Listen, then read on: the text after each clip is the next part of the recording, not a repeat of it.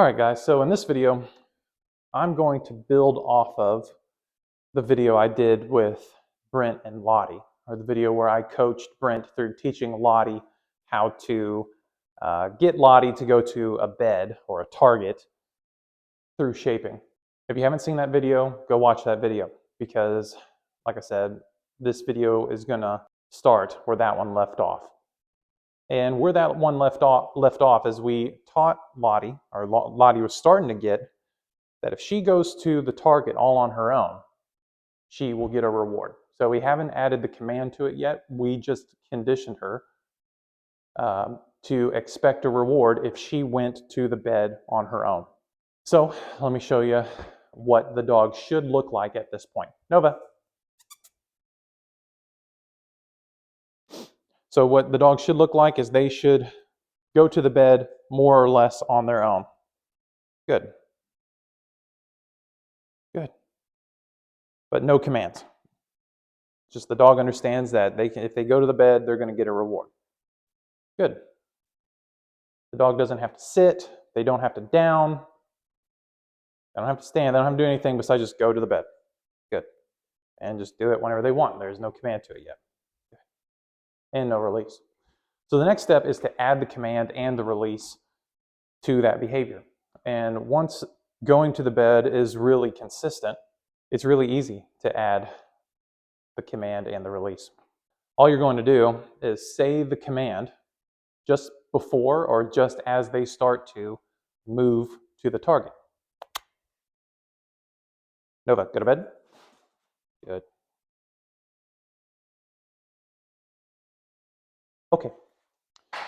If you give the command, this goes for pretty well all behaviors, but once you start giving the command, you also have to give the release. So I'm sure you noticed there when I gave the release, I tossed the food. Now, Nova's way past that, and she has been for a long time, but for the sake of demonstration, I'm showing you what that may look like for a newer dog or a dog figuring this out for the first time. Because up until now, we have been reinforcing the dog for going to the bed and staying there. And so there's a lot of expectation on maintaining the position at the bed. So whenever you initially give them the release, they may be like, no, I'd rather stay here, thanks, because this is where the party's at, right? So to help them off of the bed or the mat or whatever you're using, tossing a piece of food, saying the word first, and then tossing a piece of food is a good way to condition that. Eventually, you won't have to toss the food anymore. All in all, give the command just as the dog starts to do it on their own, and do this over and over again, and then also release at the end. Go to bed? Good.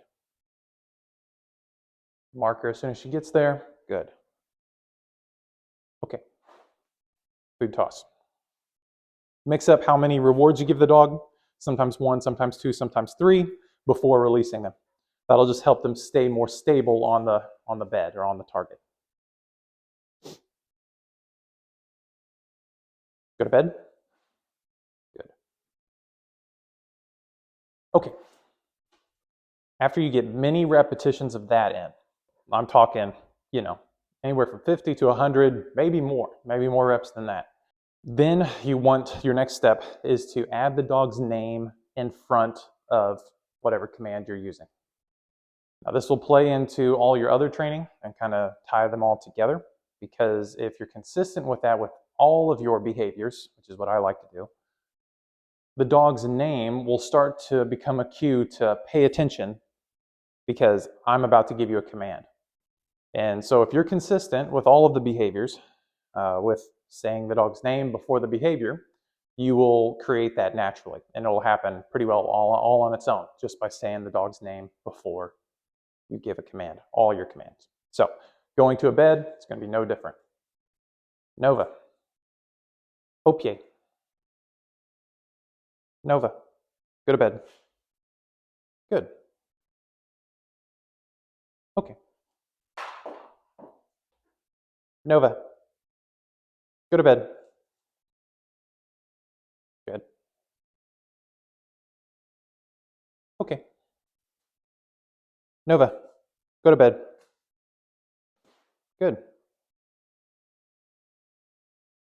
Okay. Nova, down. Good. Nova, go to bed. Good.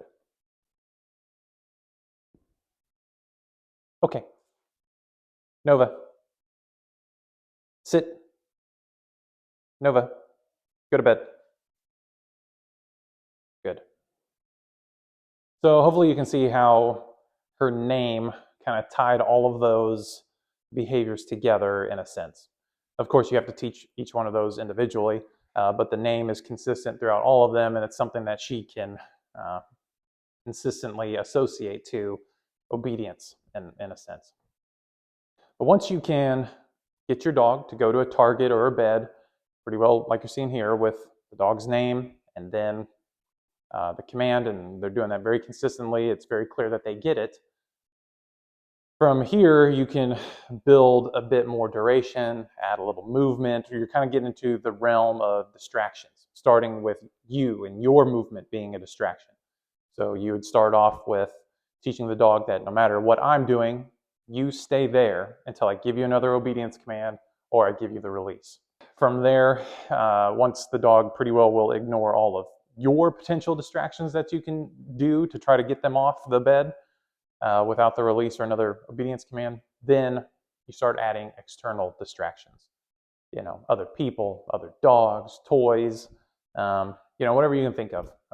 Just the classic stuff that usually makes dogs fail at an obedience behavior, right? So, but that'll be for another video, just to kind of give you a taste or give you a little bit of a visual as to where all this leads and why it's important to build this up properly from the beginning. Because if your dog can't do this when there's nothing going on, then your dog is not going to do anything remotely close to this when there's other competing motivators going on around them. So if you want to be able to teach your dog to go to their bed whenever the doorbell rings, well, it's going to be a pretty big distraction for the dog to go to their bed and lay there and stay there when guests are coming through the door.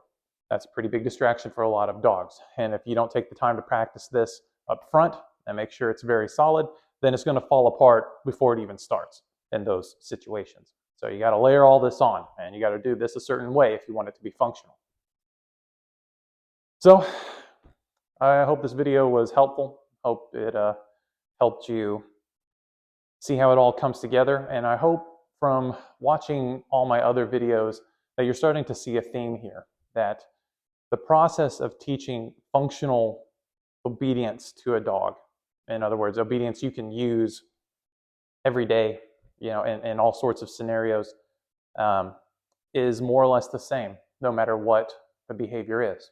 It's, teach the behavior, put it on a cue, add some sort of release. You're basically adding controls, then layer on distractions, and then proof it and generalize it with whatever means you need to for the dog you're working with. And every dog's different when we get into that. And actually, I don't think I've made a video on proofing and generalization yet.